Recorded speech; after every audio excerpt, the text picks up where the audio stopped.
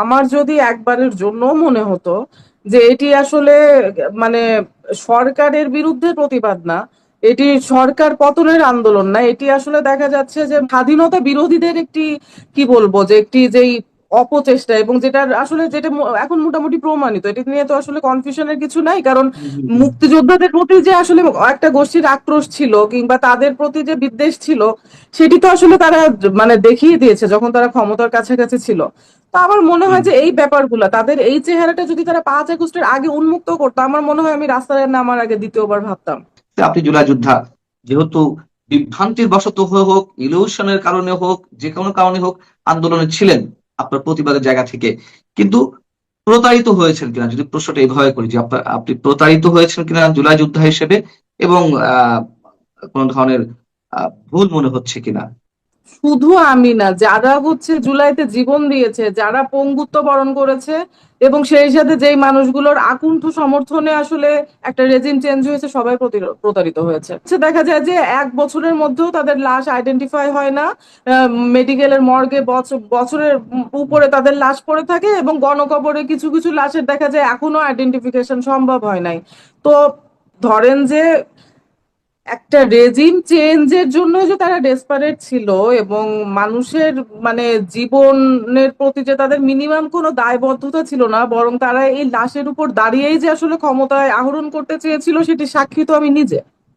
আমি অন্য কার কথা কি বলবো, সেটি সাক্ষী তো আমি নিজে। এবং বর্তমান সরকারও তার খুব তার থেকে খুব আলাদা সেটা আমি মনে করি না। যদি তারা রাষ্ট্রের জনগণের অধিকারটাকে আমানত হিসেবে মনে করতো, তাহলে শুধুমাত্র 7 মার্চের ভাষণ বাজানোর জন্য বিশ্ববিদ্যালয়ের 3টা ছাত্রকে তারা হচ্ছে অন্যায়ভাবে এইভাবে দিনের পর দিন জেলে আটকায় রাখতো না। আমাকে জামিন দিয়েছে, বাকি দুজনকে এখনো দেয় নাই। আমাদের আজকে প্রিয় দর্শক, মানচিত্র নিয়মিত আয়োজন কথোপকথনে আজকে আমাদের সঙ্গে এই মুহূর্তে যুক্ত রয়েছেন ঢাকা বিশ্ববিদ্যালয়ের শামসুন নাহার হলের সাবেক ভিপি, ডাকসু নেত্রী, এবং অবশ্যই জুলাই যোদ্ধা শেখ তাসনিম আফরোজ ইমি। ইমি, আপনাকে স্বাগত জানাচ্ছি আপনার আমাদের অনুষ্ঠানে, এবং সরাসরি আপনার কাছে প্রশ্ন রাখতে চাই। দীর্ঘ 2 মাস কারাভোগ করে এলেন আপনি, এবং কি কারণে কারাভোগ করেছেন এটি আমরা সবাই জানি। বঙ্গবন্ধুর ভাষণ বাজানোর অপরাধটি ছিল আপনার মূলত অপরাধ। আপনার অনুভূতিটি কেমন ছিল যখন কারাগারে ছিলেন প্রায় 60 দিন? এবং আমি দর্শকদের উদ্দেশ্যে একটু জানিয়ে রাখতে চাই যে ইমির বিয়ে হয়েছে মাত্র 7 মাস আগে, অর্থাৎ 4-5 মাসের মাথাতেই তাকে কারাগারে যেতে হয়েছে। সেই জায়গা থেকেই সবকিছু মিলিয়ে ইমি, আপনার অনুভূতি।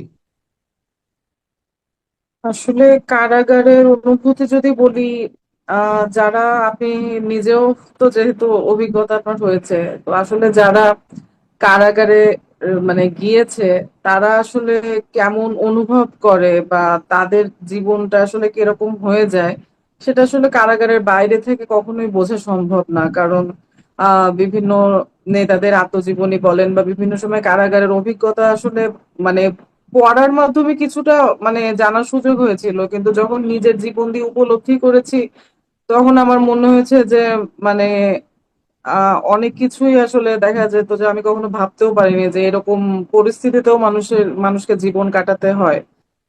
আহ, আপনি তো জুলাই যোদ্ধা ছিলেন, শেখ হাসিনা রেজিমের বিরুদ্ধে আপনারও কন্ট্রিবিউশন ছিল। আপনি তারপরে 7 মার্চের যে ভাষণটি, বঙ্গবন্ধুর ঐতিহাসিক ভাষণ, সেটি আপনি অনেকটা চ্যালেঞ্জ নিয়েই ভাষণটি বাজানোর জন্য উদ্যোগী হলেন। কেন বঙ্গবন্ধুর প্রতি এই ভালোবাসা? নাকি আপনাকে কেউ প্রভোগ করেছিল? অনেকে বলে যে তাকে আপনাকে ব্যবহার করেছিল, কেউ কেউ করতে চেয়েছে। আহ আসলে কি তাই?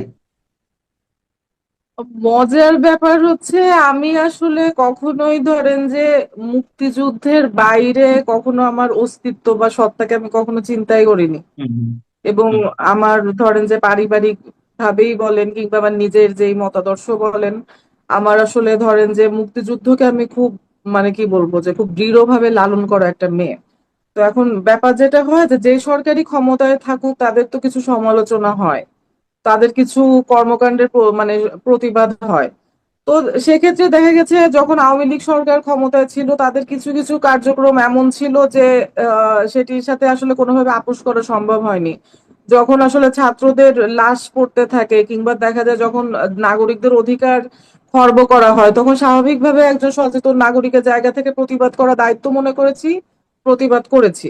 হুম, হুম। কিন্তু আসলে মজার ব্যাপার হচ্ছে মানে আমি একজন নাগরিকের জায়গা থেকে হচ্ছে প্রতিবাদ করেছি, কিন্তু আমার যারা সহযোদ্ধা তৎকালীন ছিলেন, যাদেরকে আমি ভেবেছিলাম, তারা আসলে কতটা প্রতিবাদ করেছেন এবং কতটা আসলে অ্যান্টি আওয়ামী রাজনীতি করেছেন, সেটিও আসলে কি বলবো যে 5 আগস্টের পরে আমার নতুন করে আসলে মানে আমার এই বোধের জায়গাটা ক্লিয়ার হয়েছে। কারণ আমি তো আসলে একটা কোনো নির্দিষ্ট দলের বিরুদ্ধে রাজনীতি করিনি, আমি আমার অ্যাক্টিভিজম করেছি, আমি হচ্ছে জনগণের অধিকারের পক্ষে কথা বলেছি। কিন্তু আসলে একটা দলের বিরোধিতার উপরেও যে কারোর রাজনৈতিক অস্তিত্ব টিকে থাকে, সেই শিক্ষাটাও আসলে অনেক দেরিতে নিতে হয়েছে আমার। এবং আমি আরেকটা কথা খুব স্পষ্ট করে বলি, আওয়ামী লীগ সরকার সরকারে ছিল দেখে যে কাজগুলো আমাকে আপনারা করতে দেখেছেন, যদি সেই সময় জামাত কিংবা বিএনপি কিংবা জাতীয় পার্টি কিংবা যে কোনো কিছু এবিসিডি যাই থাকুক না কেন, আমি কিন্তু তাদের কোনো কর্মকাণ্ড যদি গণবিরোধী মনে হতো আমি ঠিকই রাস্তায় নামতাম। এবং আমি কিন্তু সেটাই করেছি। আমার কখনোই মনে হয় নাই যে 7 মার্চের ভাষণ বাজানোর জন্য বিশ্ববিদ্যালয়ের একজন ছেলে বিশ্ববিদ্যালয় এলাকা থেকে গ্রেফতার হতে পারে। এবং আমি যখন দেখেছি যে কেউ সেভাবে এটা নিয়ে সেরকম জোরালো কোনো প্রতিবাদ করছে না, আমি কিন্তু কালক্ষেপণ না করে রাস্তায় নেমে এসেছি। এবং এটাই যে যখনই আমি দেখবো যে মানুষের উপর নিয়ে সরকার নিপীড়নমূলক আচরণ করছে, রাষ্ট্র নিপীড়নমূলক আচরণ করছে, মানুষের উপর জুলুম করা হচ্ছে, তখন আমি আসলে বারবারই রাস্তায় নেমে আসবো। এবং এটি কিন্তু আমার আসলে পূর্বের ধারাবাহিকতা। আমি কিন্তু বলবো না যে আমি হঠাৎ করে রাজপথে নেমে এসেছি, কারণ আমি রাজপথেই ছিলাম। আমি অন্যায়ের বিরুদ্ধে রাজপথেই ছিলাম। আমি তো কখনো রাজপথ ছেড়ে যাইনি। হুম, হুম। তো আমার মনে হয় যে ভবিষ্যতেও যদি এরকম কোনো মানে দুর্ভাগ্যজনক ভাবে, যদিও আমি নিজেও অনেক ক্লান্ত, আমার প্রায় 11 বছরের অ্যাক্টিভিজম, তো ধরেন যে যদি এরকম হয় যে সরকার রাষ্ট্রের নাগরিকদের উপর খুব নিপীড়নমূলক আচরণ করছে, আমি বারবার সেটার প্রতিবাদ জানাবো। আমরা এটি বারবার দেখেছি যে আপনি আপনার কথায়, কাজে, কর্মে এটি বোঝানোর চেষ্টা করেছেন যে আপনি কখনোই মুক্তিযুদ্ধের আদর্শ বিরোধী কোনো শক্তির সঙ্গে আপোষ করবেন না, কিংবা মুক্তিযুদ্ধের আদর্শ বিরোধী কোনো চেতনার সঙ্গে আপোষ করেননি।